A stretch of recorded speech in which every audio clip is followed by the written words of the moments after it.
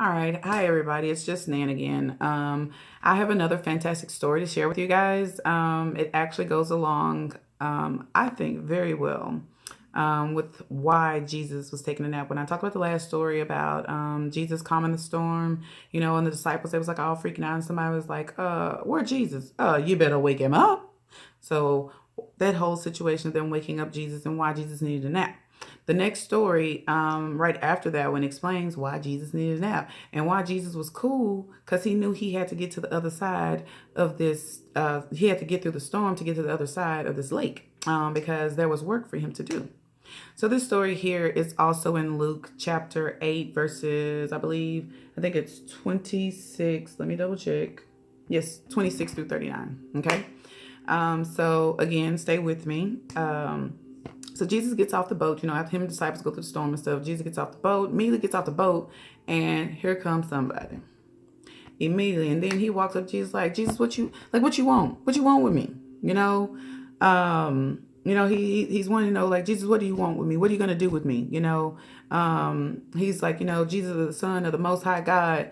Don't, please don't torture me, And so apparently something within him knows he's Jesus, like he the Jesus, like he not Jesus that's just, like spell like Jesus, like he Jesus, right?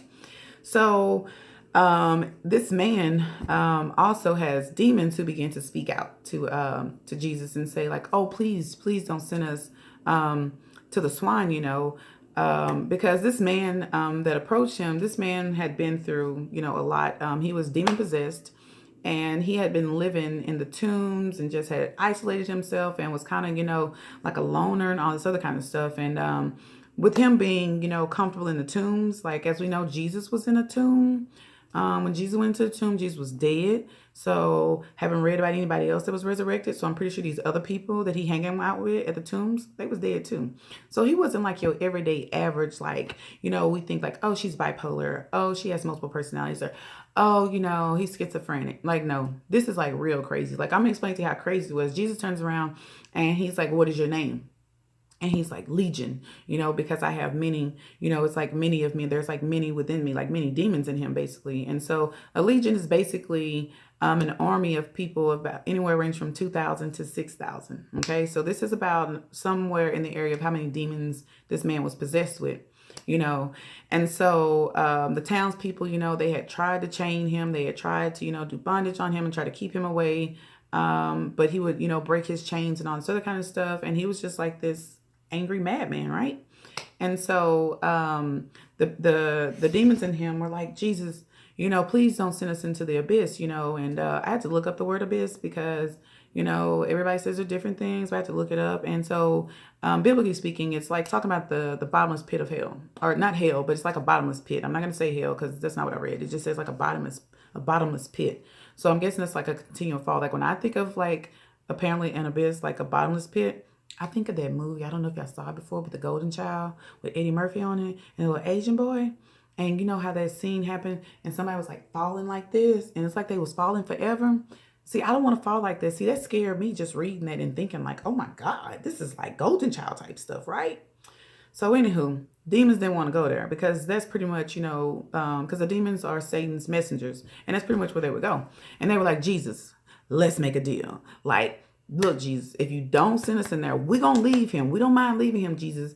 But instead of sending us there, Jesus, could you send us into, and apparently there was nothing else around that they could go into. Like, because I guess being in leaves just kind of really wasn't attractive to a demon, or like trees. They were like, yeah, it's not going to work. We're going to actually need like a body. And so there was like these random pigs, like all over the place, right? All this livestock. So, they go and say, Jesus, what about the swines? Can you put us into the swines, Jesus, Because I guess in their mind they're thinking like, they're dirty, they're unclean, but I've been with your boy Legion. Sorry, been with your boy Legion. And he nasty too. So I'm pretty sure I can hang out with these pigs because they nasty, they unclean. And the reason why these pigs are here, a little backstory about the pigs. this land where Jesus had come was actually a Gentile land, okay? And that'll be important a little bit later. But it's a land of the Gentiles, not necessarily Jews. So, like, pig was not an issue. And as y'all know, pig is not an issue to us wonderful Gentiles for the most part. We like our pork, a good fried pork chop. Your girl could do that. Some bacon. Oh my gosh, I tried to get away from bacon. I couldn't do it. So, anywho, so Jesus says to the demons, cool, you know what I mean? Because, of course, he already know what's about to happen. So Jesus said, cool, bet. Y'all want to go into the pigs? Bet. But you know you finna get up on my boy Legion, right? And they're like, yeah, Jesus, we know we got to go. So they go ahead, and Jesus goes ahead, and he, commands these demons out and into these pigs. These pigs go nuts, okay? And pretty much take off running as a herd and go into the lake and drown. Because apparently the little piggies didn't consider the fact that they're kind of a little heavy and they got really short legs and arms. So like that whole swimming thing was just not a good idea. Like unless they was all gonna line up like on the edge of it like that. But they probably all, you know how pigs do, just be like on top of each other. You know what I mean? Just like, and that's how they drown. Because they wasn't thinking. Plus they had demons in them now. So it just wasn't working for them. So moving along. So now that the demons are in here, so now you have these farmers and they're looking and they're like, what? Oh no, did I just see that? So of course, just as the rest of us would have been, they were scared, okay, and a little concerned. They were scared. So they go back to the town, go tell people, bring some folks back. Not only did Jesus remove the demons from Legion, when they got back, guess what? Your boy was booted and suited. Legion was looking legendary. Dude was clean. I mean, I can just imagine his like angelic, just like homemade, scrappy pullover and everything. But it was all nice and shiny and spiffy. And his face, I mean, and he just looked like maybe he had been groomed, like he had got like a makeover or something, right? And they looking like, so yeah, Jesus, let's have a meeting. Jesus, we don't heard about you. We let you sleep in our town. We was going to let you stay here for a little bit. Jesus, you got to go.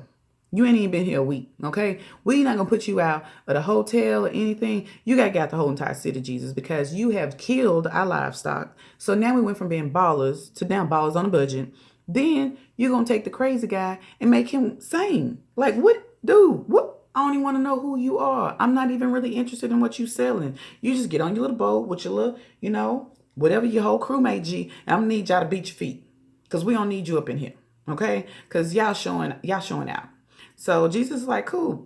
I've been put out of better places, and plus, they don't know it, but Jesus got an agenda. So he really needed to go anyway. So he wasn't tripping. So anyway, so as he's leaving, here comes Legion. Legion comes like, Jesus, I want to go with you. And then Jesus tells him, no. I want you to go back to your town and go back to your family and friends, basically, and tell them what God has done for you. Okay? And that pretty much concludes the story. So here's my take. I took a couple takeaways from this. Hope you guys are developing takeaways for yourselves to think about and things that may resonate with you. But this is what I got. The very first thing is that just because a person looks unclean and because a person has all these things that are going on, sometimes people go through things and sometimes people go through a lot. Okay? And we do have a lot of baggage and we carry a lot of different things. And sometimes we don't necessarily all the time look filthy on the outside, but we have a lot of filth on the inside. But what we feel as though, and other people make it feel as though, oh, because you so filthy and because you did that thing. Oh yeah, you did that thing. Nobody want to be bothered with you. Nobody want to touch you. But that's a lie. Because God will touch you. Jesus will touch your life. And just like he did with Legion, he will completely cleanse you, clean you up, and have you booted and suited. And even better, those that sat there and entertained and looked at how you were just scribbling around and struggling and trying to figure life out will be the very ones that God is going to bring back and put them in your face. He is literally, in a sense, I'm looking at it this way, is going to make your enemy your footstool on this one here, because he's sending Legion back to show them the work that God has done. He's going to send you, if you're wondering why you've been cleansed, why God has changed you, or why you are still where you are with these same people. You might just be their messenger. You might need to go and let them know what God did for you. You know what I mean? You might need to let them in on the secret about the glory of God and enlighten them and bless them as well. The other thing I took away from this was the farmers or whatever, as far as their livestock. Okay, because back then, like if you had livestock, like they had money. Like, dude, we talking like if Legion had anywhere from 2,000 to 6,000 demons in him, and those demons were able to go into those pigs. That's a lot of pigs to kill. Okay, so now Jesus don't mess up the economy. He got to go.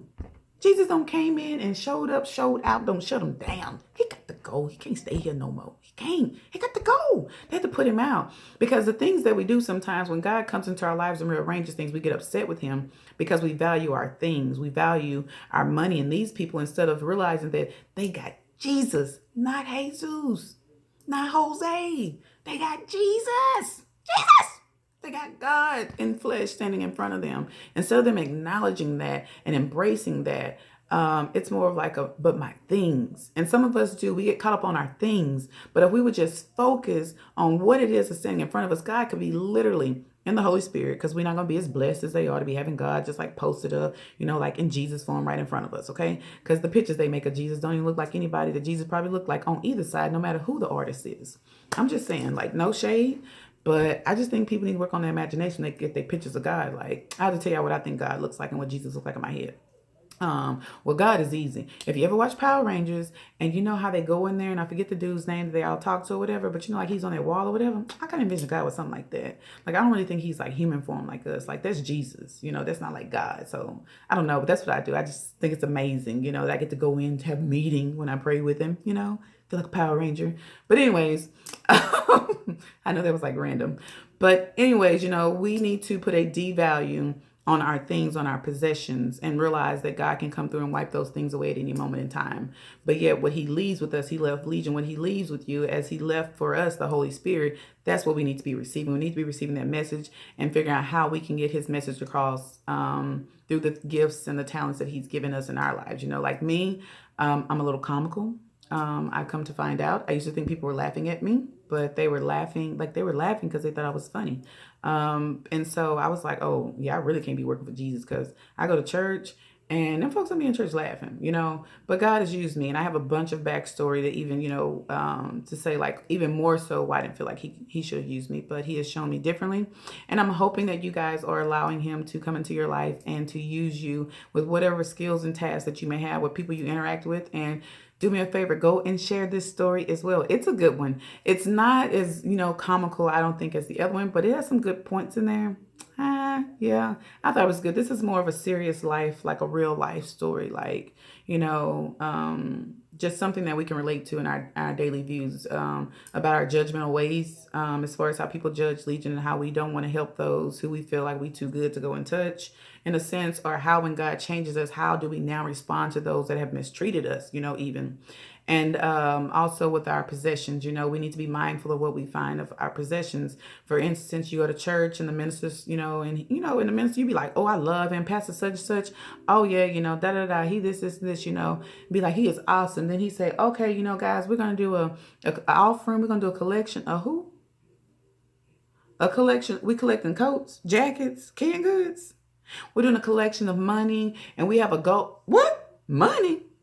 Oh no, he don't know God. All of a sudden, he don't know God. He ain't spoke to God. Him and God are no longer in alignment, and I can no longer receive his message because now he talking about my money, because it's my money. When you get to thinking, you start thinking it's my money, when none of this is ours. Everything we have, everything we own belongs to God, and he's given it to us, and even our kids. I'm going to do one on that as well. So continue to stay tuned, guys, and be blessed, and I'll see you guys next time. And don't worry, for those that don't, you ain't got to like it.